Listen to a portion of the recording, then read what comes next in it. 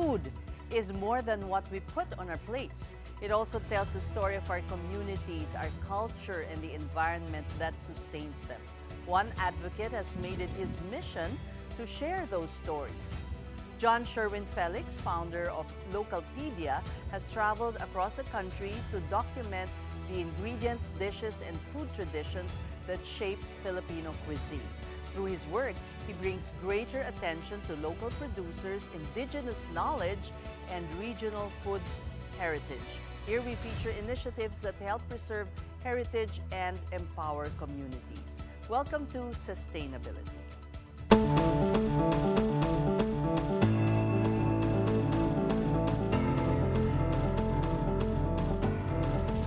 And now joining us this evening is the man behind Localpedia, John Sherwin Felix. Good evening, John. Welcome to Thank you. Good evening. Sustainability. Yes. Good evening, Mrs. Well, you had your own share of a word war. Yes. But we'll put that aside and I'll ask you about that later. But Sure. what led you to pursue this advocacy in 2021? It's quite young. Yes. And that was the year that we all remember as when the pandemic struck. That's the onset of pandemic when everyone trapped in their homes. Yeah. Then I started cooking and na-realize ko, but parang nasaan yung mga unique ingredients? I cannot just go to grocery lang, parang I find it lacking. So I started going around in my province, Occidental Mindoro. There I started discovering kalumpit, talking with the mangyans and the vendors in the palengke.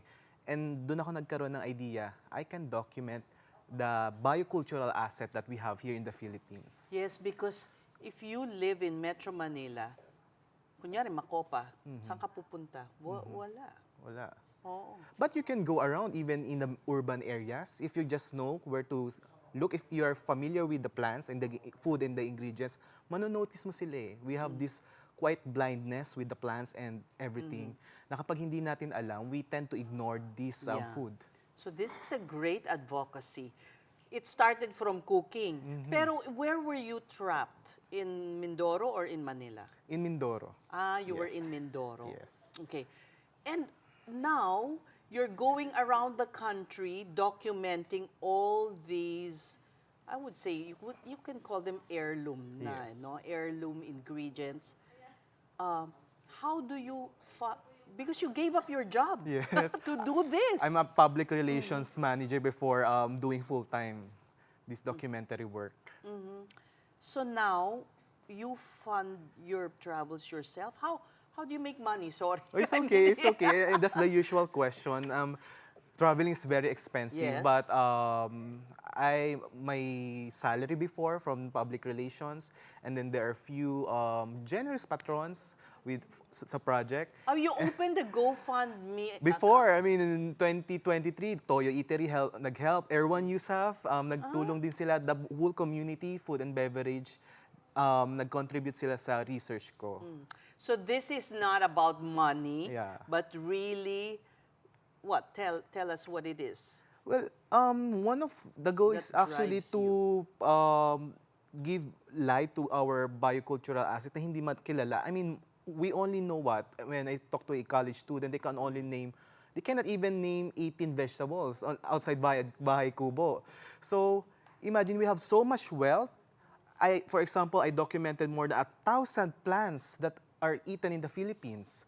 And 1,000. yeah, more than thousands. It's a lifetime work and still lumalaki pa siya. So we have, but the problem is... That can be lost also. Yeah. Kasi kung hindi mo kilala, di natural, hindi mo papansinin. Yes. So it's small communities that still continue to eat these ingredients, these plants. Usually these are in talagang sa mga tagong lugar na doon talaga yung intact pa yung mga habitat and ecosystem, which all of these are also threatened. Correct. Yun nang hindi nila nakikita yung connection ng pagkain with the environment and even also with the connection with the makers. Hindi natin kilala yung pagkain natin kasi hindi natin kilala kung sino yung gumagawa or saan nanggagaling yung food natin. Amazing. I salute the work that you're doing. Kaya dapat lang na suportahan ka. Ngayon, itong Localpedia, is it a site or a Facebook account? Nag-start siya sa Facebook. because that's the most accessible Right. to anyone. And to being a everyone. millennial, Millennial. ay sa bagay, hindi na pang millennial ang Facebook, TikTok Yeah. na, di ba? Oo, yeah. Matatanda nang tumatambay sa Facebook, they say. May TikTok na rin and IG. You have a TikTok? Yeah, yes. I Okay. started doing videos. Actually, Local Pages started as a collection of photographs because I realized that a lot of our Okay, what we're seeing here are your photographs. a lot. I mean, Yeah, thousands ingredients, dishes, even events, festivals not connected to food. So, I mean, photograph pa lang ito. So, sabi ko ito yung magiging Pwede itong show, Yeah. honestly. Yes. Pwede. Lagi Okay. nga may nagko-comment, sana may segment ka sa I mean, well, we have online naman na rin. But sabi ko dati, To make it more wide, to widen the reach. Yes. Right. No, go ahead. Continue. yung sabi ko dati, pag nagbabasa ako ng libro, may mga nababanggit na mga ingredients or halaman, tapos ano kaya itsura niya? Yeah. Doon siya nag-start. Sabi ko, okay, ito pala itsura niya, kailangan kong i-document. It's really the Picture? curiosity. And Curiosity? hindi pwedeng tumigil sa libro lang. Yes, Oo. yes. And then, hindi lang pala yung importante yung mapicturan siya, but ang dami pa palang oral na information na hindi natin na isusulat. The uses, the beliefs that surrounds So this you food. interview the members of the community that you go to. Yes. Very important, Do that's you why. use video? Now, I use videos na. So that's why I'm yung Localpedia. Mahal na endeavor, mahal. Super. I mean, just to give you an example. You just came from Sagada. Yes. And amazing what you documented. I checked your Facebook page. Mushroom, yung parang truffle. Yes, it is called buo. And it's a earth ball mushroom. Ang interesting, I think meron photograph siguro. Okay. Interesting dito, We'll stop when we Ces, see it. yung meron species na meron tayo dito is edible. While sa West, na kinakatakutan nila yan. Like, hindi nila, kasi Yung poison. mushroom Yeah, yung mushroom na mukhang yun? truffle na yon. But, Anong lasa? earthy. Masarap. Yes, masarap. Pag young, mas milky yung lasa niya. Mas nutty. But pag tumanda, nagkuray dark marble yung pattern niya sa loob. Medyo mapait, pero masarap pa din naman. Paano linuluto ng mga...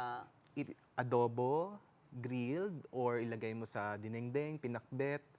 Yun, yung mga preparation. Sarap? Yes, super. Sarap, dinding with mushrooms. Yeah. And that's just one of many mushrooms of Cordillera na edible, ng uplands. And in the West, what they have is poisonous, you're saying? Yes. But in Asia, Philippines, and Yunnan, China, and I think also in Thailand, we have this traditional consumption of it. Kaya nakatay siya sa traditional knowledge ng community. Ang galing, di ba? Parang sabi nga yung local doon, if traditional knowledge is very important because kung di mo alam, tatlo lang kakahantungan mo. Langit, hospital, good trip. I mean, you're lucky if it's May magic mushrooms ba doon? Yes, meron. Meron. But also edible. Yeah. Sadism. Yeah. And they put it in food? Yes. So dapat hindi siya half cook. Pag dapat i-cook mo all the way, pero kapag naluto mo na hindi na bahagya lang, pag kinain mo, makakakita ka ng mga maliliit na tao. That's actually very common. But it's part also of the shaman. Yung mga shaman doon or mga elders, the healers, do they take that to be able to heal? Well, so far, May healing connection ba? yung with the medicina, with ritual or religion, wala pa silang nabanggit sa akin. Wala rin at least doon sa community sa Gada, walang use for religious purposes, more on culinary. More on eating lang. Okay. Now, since this is a very worthy endeavor, is the government supporting you at all? I don't have any income, I mean, from or any No, grants. I mean to support what you're doing, so because it's about our heritage. Yeah. Wala. Or you'd rather not. Actually, that's one. I mean, You'd medyo rather not. I rather It might not. limit you. Yes. Also, I want to prove that doon kasi nung bata pa ako, around early 20s, that a young kid can do wonders na without any support of the government. So yun talagang nagawa ko na siya for 6 years. Tama ba? 6 years? Kaya ko na siyang 5 patapos years na. pa lang, 5 years pa lang. 2021. 5 years, but But Localpedia yeah. has grown since then. Okay, I'd like to touch on that controversy where, because, and I suppose this is out of your passion Yes, yes. for the truth and Yes. authenticity, Yes, yes. na you got into this, nasuka for cyber libel. yes. Okay, tell us about what you learned from this experience. Na, I guess this is also the reason why you don't like government support because of the experience with the DTI Yeah. at that time. Yeah, kasi What did you learn from that experience? kasi when you have the resources of the public, you have a big responsibility. Kaya ako, hindi rin ako gumagamit ng resources of the public, and of course, anyone na gagamit nun, meron din siyang accountability. So it was you as a taxpayer that made this yeah, those complaint, comments, those yeah. comments. As a taxpayer and also a food heritage advocate, sino pang magsasalita kundi kami-kami din, di ba? But what I learned is, of course, is huwag ka matakot magsalita. May impact naman siya kasi now, nag-release naman yung author ng statement niya at itatama niya na yung mga errors. So, Na sinabi mo. yan sinabi ko. Jam accepted your criticism. Yes. And this cyber libel complaint was dismissed, no? Yes. It didn't prosper. So it just shows na tama yung ginawa mo, I guess. Yeah, there's no malice, and of course, I don't Okay. any grudge kay Jam. Yeah. So your approach is really to go straight to the source, to go to the field. And you say you are against extractive form of documentation. Can you elaborate? Anong ibig sabihin ng extractive form of documentation? There are many ways you pwede ka mag-exploit ng isang community. The one is you're not giving credit. Well, ano ba yung para sa komunidad? Not necessarily for about money, but you also need to acknowledge that they are also your co-author. They are also source. They are scientists, they are expert. You need to Of course. give credit to them. So mention Meron them. bang mga ganyan? A lot. That's actually an issue in academe. So, di ba na they will extract knowledge and then parang yung community subject lang but hindi author. Di ba? So now, that's just one. So also, there's also biopiracy. So that's why I'm very careful How is on that? documenting these Kunyari yung cultural assets. mushrooms na yung kinuha mo at nagpatubo ka sa ibang lugar. That's bad? That's That's an unethical. That's also an ethical issue na debatable pa rin.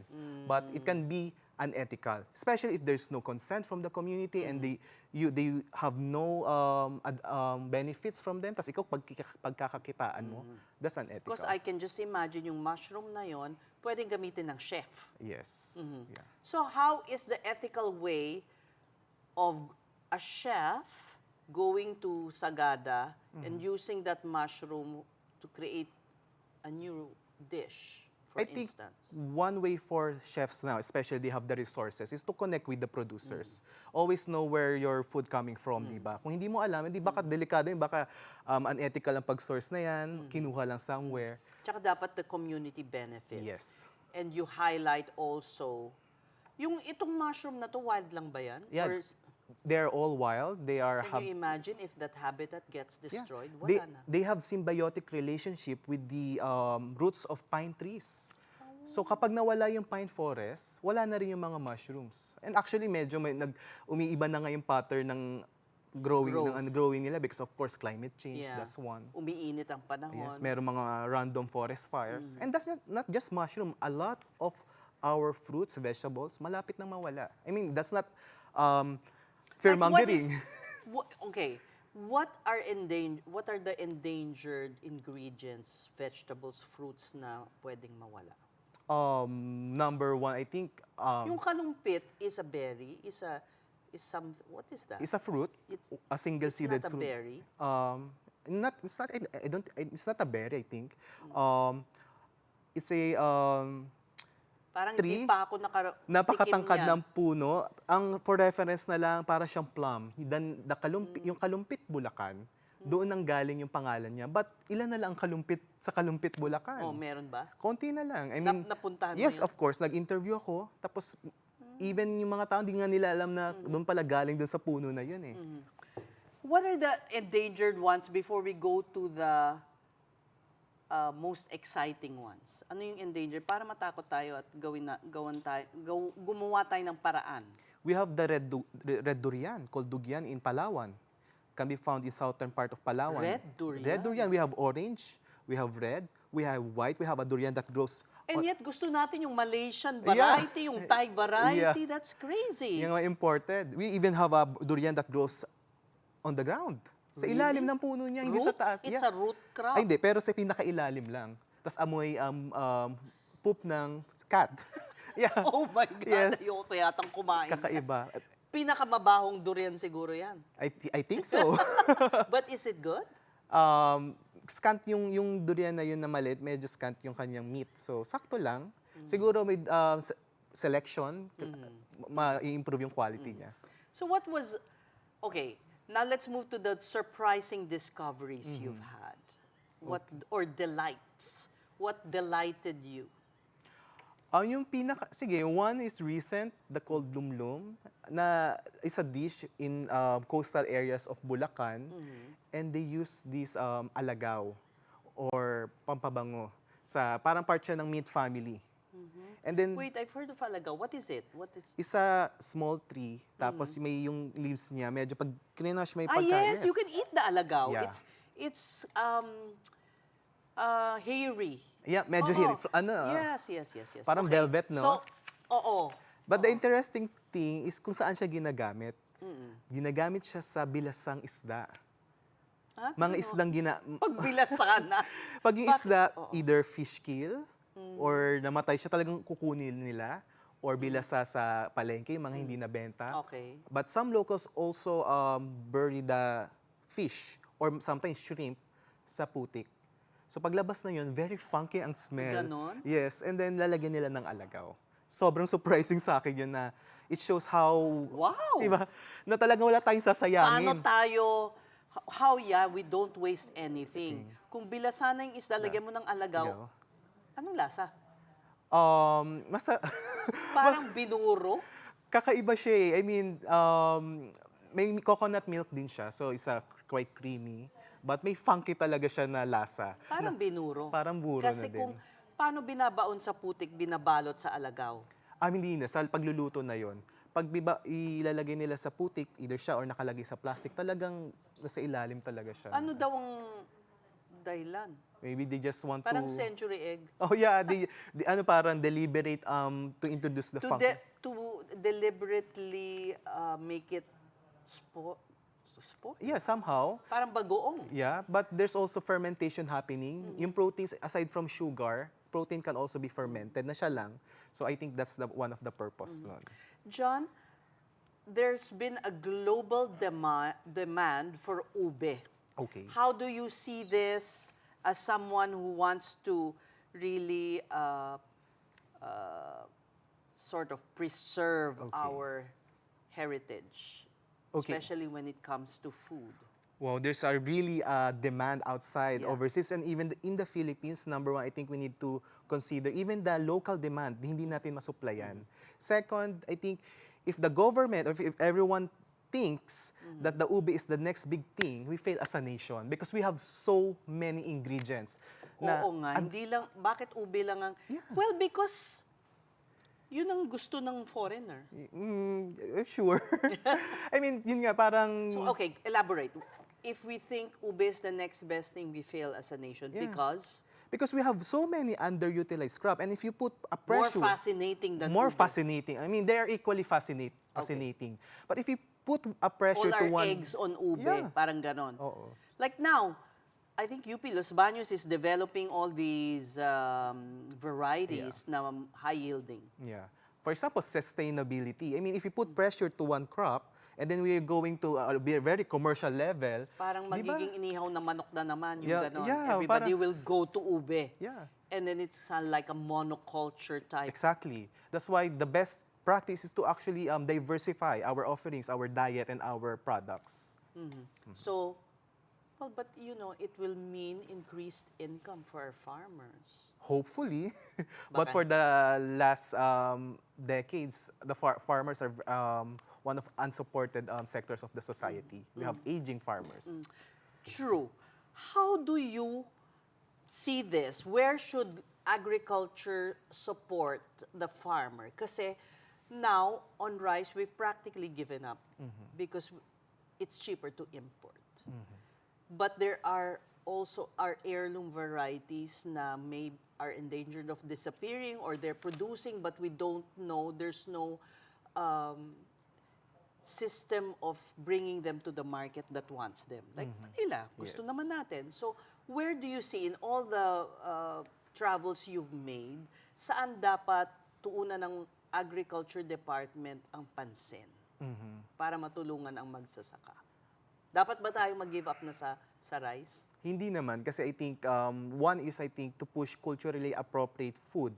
Sometimes kasi you have these programs that push these commodity crops that na hindi naman akma dun sa lugar nila. Okay. Tapos papalitan nila yung kanilang mga sinaunang mga tanim. That's one. Kumbaga, the problem pa lang, wala pang tinatanim yung magsasaka. May problema na, wala na agad access. That's one na kailangan nilang pagtuunan ng pansin. Di ba? So, kaya ang minsan nangyayari, mga, let's say, very limited selection of crops ang nabibigay sa mga farmers. Eh, kunyari, kalumpit, ba't ka wala namang bumibili niya, wala nga nakakakilala eh. So, I think, wala nang bumibili kasi wala na sila makita. Baka hindi na nila alam. And that's another, I think, one thing that the government should also put effort is knowledge dissemination. so this is where you see your role. Yes. I hope you'll put out a book. That's the end goal. That's the end goal. So, what year are we looking at? Um, Before you answer, sa 82 provinces ng Pilipinas, ilan na yung nabisita mo? I think more than 50 plus, hindi ko na kasi binibilang talaga. Kasi most of the time, it's not just a matter of taking 82 provinces. Right. For example, Ilocos Norte, I've been there more than 20 times. Because of the unique ingredients. Sila ang isa sa pinaka-unique sa consumption ng vegetables, the Ilocano people. Kaya mahabang buhay nila. That's why, that's one of the pananaw nila sa Ilocano. You know, they eat source of flowers, all sorts of, even a type of bacteria na mukhang algae, but is actually bacteria na nasa lupa, kinakain nila. Ano yun? It's called tabtaba. So, pwede nyo siyang i-search sa Localpedia. Dapat ka magka-show dito. Why not, di ba? Talaga? Sige po. Sige. Sabi nga. So, yun. Yes, because what you're doing is so unique. Thank you. Walang gumagawa niyan. In a way, yung talagang sa kaidaran ko, wala talaga. May mga nauna ng mga pioneers of the food, pero yung talagang nuances ng ingredients talaga. Kasi when you talk about ingredients, you also talk about the dish and also the environment kung saan siya nakukuha. And the community. And the community. And the people who, yung mga tao mismo. Yes po. I guess your edge is because bata ka pa.